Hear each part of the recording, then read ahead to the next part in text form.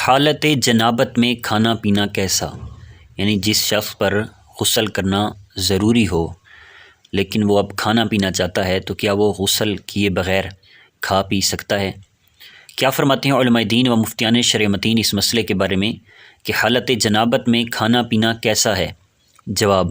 جنبی کے لیے یعنی جس پر غسل کرنا ضروری ہو کھانے پینے سے پہلے افضل یہ ہے کہ غسل کر لے کہ حدیث پاک کے مطابق جس گھر میں جنبی ہو اس میں رحمت کے فرشتے نہیں آتے۔ اگر غسل نہ کر سکتا ہو تو وضو کر لے کہ یہ مستحب ہے، ورنہ کم از کم ہاتھ دھو لے اور کلی کر لے کہ اس کے بغیر جنبی کے لیے کھانا پینا مکروہ تنزیہی ہے، یعنی گناہ تو نہیں ہے لیکن برا عمل ہے اور محتاجی کا سبب ہے۔ تنویر الابصار میں ہے حائضہ اور جنبی کے لیے کلی اور ہاتھ دھونے کے بعد کھانے پینے میں کوئی حرج نہیں اور ان سے پہلے جنبی کے لیے مکروہ ہے۔ رد المحتار میں ہے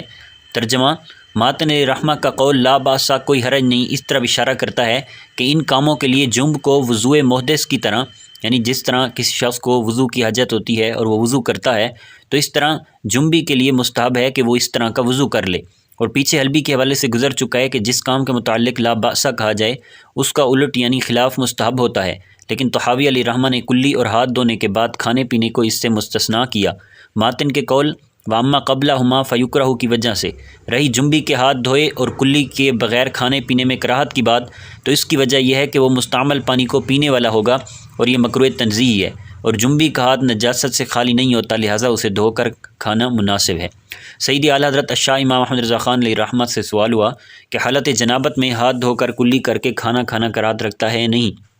تو آپ علیہ رحمہ نے جواباً ارشاد فرمایا نہ، اور بغیر اس کے مکروہ، اور افضل تو یہ ہے کہ غسل ہی کر لے، ورنہ وضو کے جہاں جنب ہوتا ہے ملائکہ رحمت اس مکان میں نہیں آتے، جیسا کہ حدیث میں وارد ہے۔ امام طحاوی شرح معنی الاسرار میں مالک بن عبادہ غافقی رضی اللہ تعالیٰ عنہ سے راوی کہ انہوں نے حضور پر نور صلی اللہ علیہ وآلہ وسلم کو دیکھا کہ حاجت غسل میں کھانا تناول فرمایا۔ حالت غسل میں انہوں نے فاروق اعظم رضی اللہ تعالیٰ عنہ کے سامنے اس کا ذکر کیا، فاروق اعظم رضی اللہ تعالیٰ عنہ کو اعتبار نہ آیا، انہیں کھینچے ہوئے برگئے انور میں حاضر ہوئے اور عرض کی یا رسول اللہ صلی اللہ علیہ وآلہ وسلم، یہ کہتے ہیں کہ حضور نے بحال جنابت کھانا تناول کیا؟ فرمایا ہاں، جب میں وضو فرما لوں تو کھاتا پیتا ہوں مگر نماز اور قرآن بے نہائے نہیں پڑھتا۔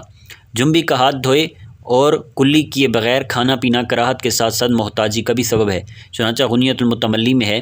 جنبی کا ہاتھ دھوئے اور کلی کیے بغیر کھانا پینا مکروہ ہے، اور یہ بھی کہا گیا کہ محتاجی کا سبب ہے۔ بہار شیعت میں جنبی کے متعلق ہے کھانا کھانا یا عورت سے جماع کرنا چاہتا ہے تو وضو کر لے یا ہاتھ منہ دھو لے، کلی کر لے، اور اگر ویسے ہی کھا پی لیا تو گناہ نہیں مگر مکروہ ہے اور محتاجی لاتا ہے۔ واللہ اعلم عز وجل ورسولہ اعلم صلی اللہ تعالی علیہ وآلہ وسلم۔